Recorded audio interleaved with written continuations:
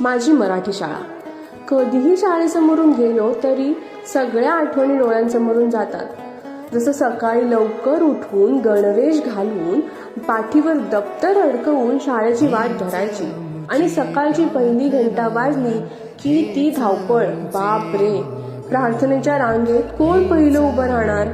प्रार्थना झाली की त्या सकाळच्या थंडीत पटांगणात पांढरे गणवेश घालून मांस पिटीचा तो 1 तास. पांढरे कपडे कधी मातीत चॉकलेटी व्हायचे कळायचेच नाही. ते लाकडी बाकड्यावर बसून काळ्या फळ्यावरचे अक्षर वहीत उतरवून कधी तास संपतोय आणि कधी दुपारची घंटा होते आणि पटांगणात जायला मिळतंय ह्याचीच वाट पाहायचो. दुपारची घंटा वाजली की ती मधली सुट्टी. वा, म्हणजे खिचडी मिळणार. त्या रांगेत पण पहिले उभं कोण राहणार ती मारामारी. आणि कधी एकदाचं जेवतोय, कधी मित्रांसोबत जाऊन पटांगणात खेळतोय, ती मज्जाच वेगळी होती. हो ना? शेवटी संध्याकाळची घंटा वाजली, ग्राउंडवर धावायचं, कबड्डी खो खो खेळून थकायचो. पण त्यात सुद्धा एक आनंद होता.